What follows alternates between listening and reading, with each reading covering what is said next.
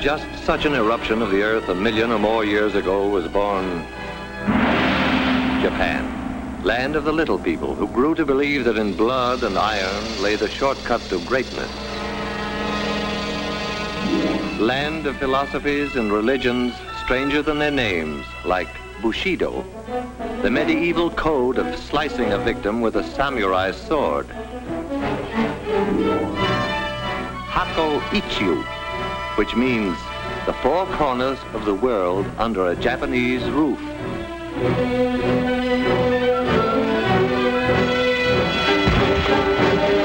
And Shinto, which assures its people that the answer to all things comes from the skies.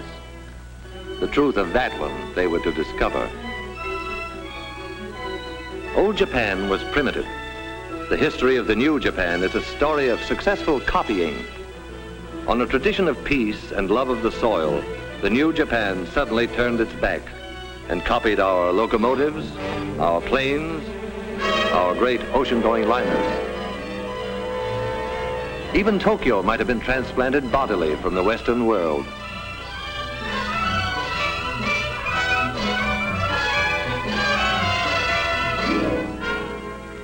Japan's plans for world conquest were financed by the fine thread of an industrious caterpillar, woven into silk and stamped "Made in Japan" for its English-speaking customers.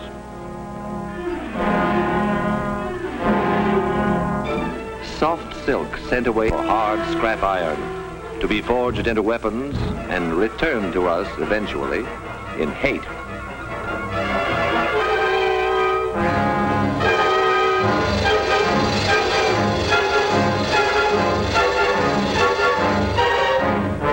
Made in Japan became a sentence of death.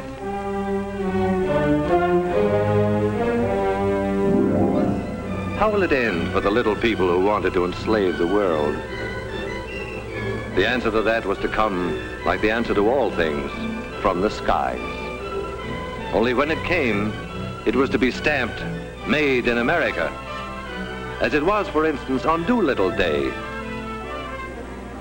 when the Hornet, the first Shangri-La, pointed her prow right at the heart of Tokyo.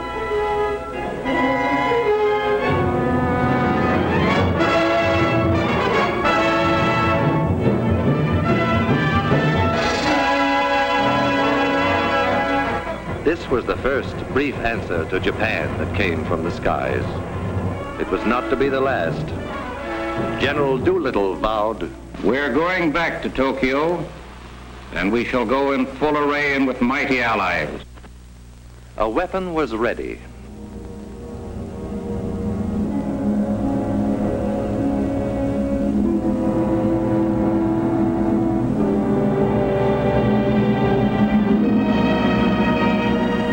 Through these forbidding doors, ceaselessly, day and night, come trains bearing the materials that skill weld, forge, and rivet into an instrument dedicated to the destruction of the enemy.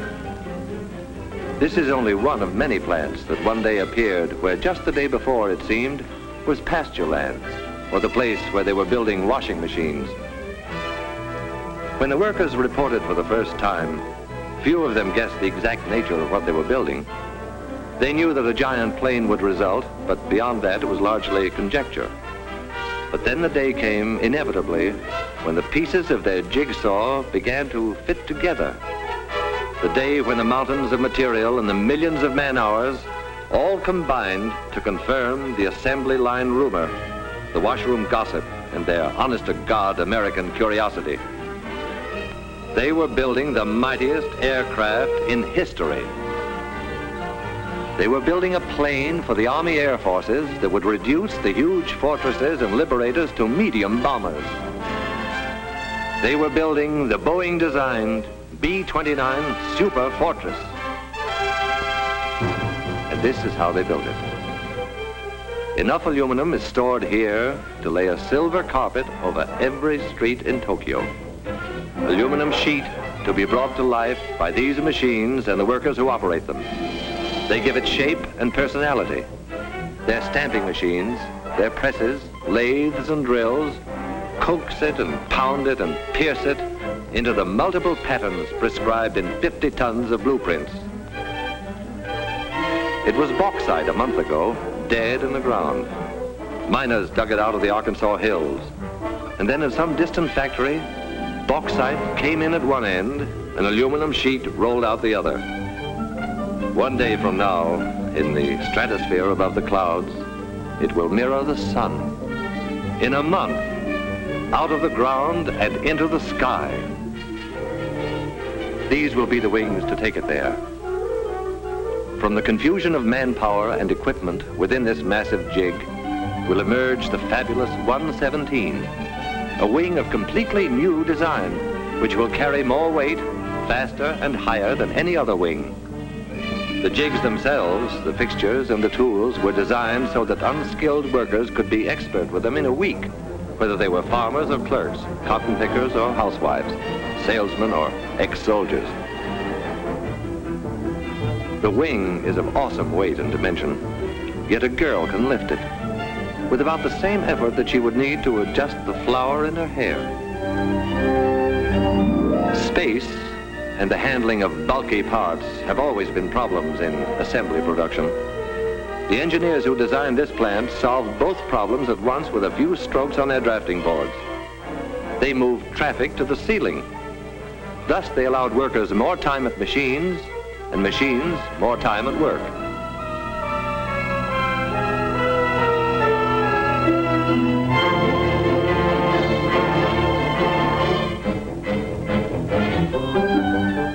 Here is the wing in a more advanced stage. If the workers imagined for a moment that they were in a shipyard, it would be understandable. The Mayflower was shorter from stem to stern than each of these wings from tip to tip. All the pilgrims who landed at Plymouth Rock could curl up within the gasoline compartments in the wing and sleep no less comfortably than on their long Atlantic crossing. Each of these nacelles will encase an engine of 2,200 horsepower, 4 of them harnessed to one superfortress, 8,800 horsepower. What does that mean? Horsepower means more than 300 miles an hour. Horsepower means flying high enough to see all the New England states at once. Horsepower means victory in the air. When these skeleton nose sections are enclosed in aluminum and glass, they will be the most comfortable cockpits a bomber ever had. The windows cannot cloud or frost.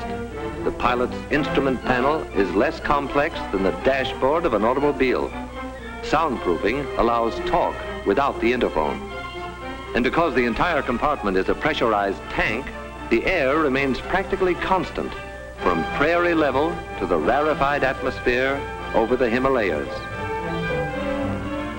Back of the control cabin is the huge center section. Here the wings will be set. Here the bomb bays will hold the greatest weight of death ever lifted into the skies. Toward the tail, another big pressurized chamber will house the rest of the crew, except the rear gunner, who has a cabin to himself. If in some stratospheric emergency, a crew member must travel between front and rear pressurized compartments, he can slither through this connecting tunnel. An armor glass observation blister. Durable, crystal clear, eyes of every superfortress.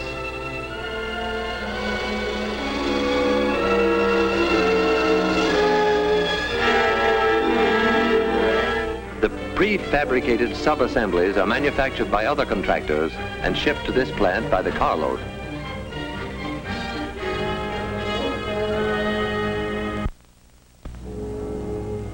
What has been shown here is being duplicated in plants all across the country. Identical miracles of modern machinery, nursed and tended and made productive by people who look and think like these people. The fair, the dark, people with deft hands and unblinking eyes, the strong with their willing muscles, and those less strong but as willing, the braided schoolgirls, the white-haired grandmothers, the old young, the young old, the little ones and the less little ones, working together in intimate harmony. Their product, death. Their goal, peace. These workers are the lucky ones who see the finished product of their labor roll off the line. Every hour of every day, they are witness to this awe-inspiring ceremony, this tremendous wedding of material and man-hours, this climax in the history of man's conquest of the air.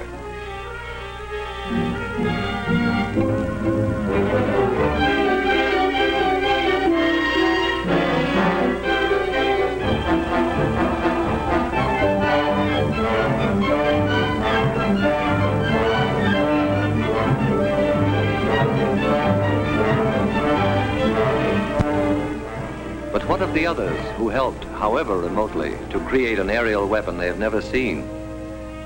The lumberjack who felled the trees that became the blueprints of the B-29. The bauxite miner in the Arkansas hills, and the miner of iron and coal. The builder of guns and engines and propellers. The grimy, sweating men who cast the cylinders and forged the crankshaft. The maker of tires, electrical equipment, instruments and safety wires. The citizens who paid for the superfortress with their purchases of war bonds. Theirs are isolated lines of effort, initiated all across the land and converging eventually beneath this vaulted roof. Here, the sum of their energies assumes shape and stature and meaning. Here is the final meeting of every effort and every part.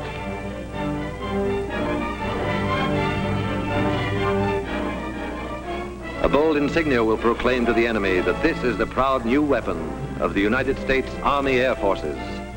But it is our plane, too, because we, the people, built it. We conceived it, financed it, gave it wings.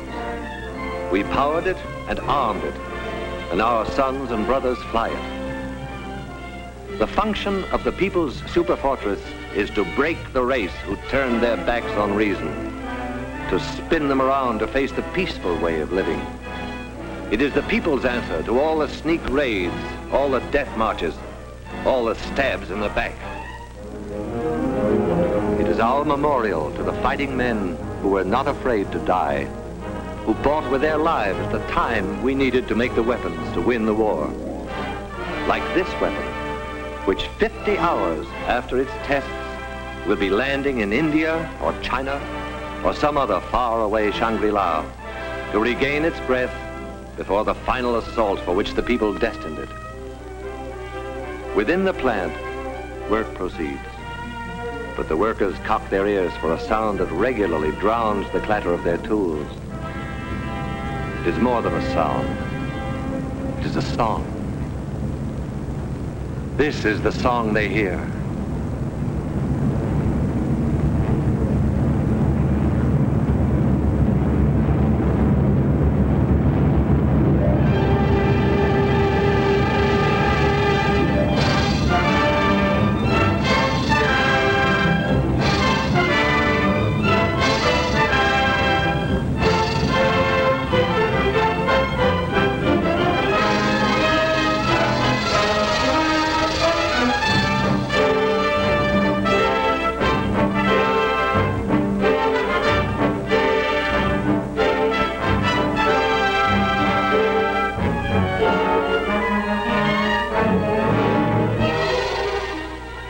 The story begins in 1939, when the far-sighted Army Air Forces said, "We want a plane for our defense that can fly a bomb load thousands of miles out to sea and return."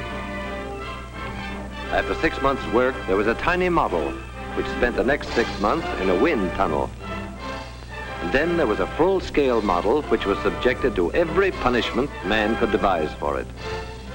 Only after a year of such tests did the Air Forces let contracts for planes that would be built to fight. The B-25 Mitchell is a big, strapping bomber, 67 feet across the wings, but it could reach Japan only if it took off from an aircraft carrier. Much bigger is the famed B-17 Fortress. 104 feet from wingtip to wingtip, it has ranged 1,400 miles over Japan's island conquests. but it cannot reach Japan itself from any base we now hold. The Superfortress, wingspan 141 feet, longer than the Wrights' first flight through the air at Kitty Hawk. Range, altitude, and bomb load, secret, though the Air Forces do say of them laconically. Very long, very high, and very large. Because it is a global bomber, around it has been built an entire new Air Force, the 20th. The 20th War Theater is the world itself. Its operations room is the war room of the Chiefs of Staff in Washington. Its planes will be treated as a major task force, in the same manner as a naval task force is directed against a specific objective. Watch it come in for a landing. A revolutionary set of flaps that constitutes nearly 1/5 of the wing area gives the ship a low landing speed and a shorter landing run than many a plane half its size. All this great weight of Superfortress is supported by a tricycle gear whose tires require less pressure than a child's bicycle.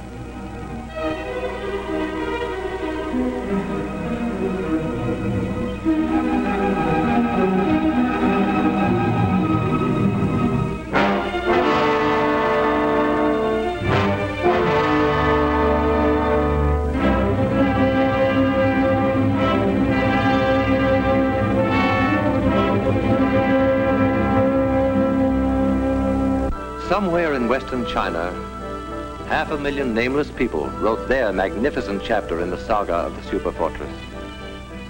2,000 years after their ancestors built the Great Wall for the defense of China, these farmers transformed saturated rice paddies into airfields for offense against a new invader. They had no machinery as we know it, only their million hands and a searing memory of anguished years since Japan set out to annihilate them. Stone by stone, layer after layer, bound together not just with muddy water, but with the blood of their brothers who died under the samurai's sword. And soon there were runways to bear the weight of a whole fleet of superfortresses. Revenge for the nameless people was close at hand.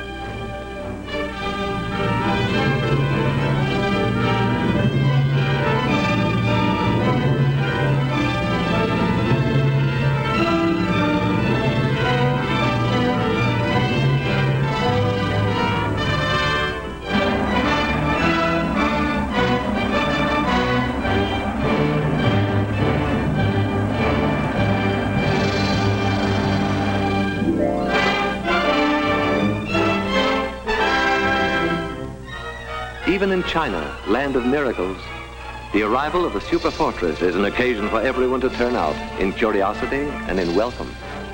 A welcome now, but journey's end on the other side of the globe is only the beginning of another, grimmer journey. The tanks will have to be filled, the engines given a final check, the guns armed, the bombs set in the racks, and then briefing.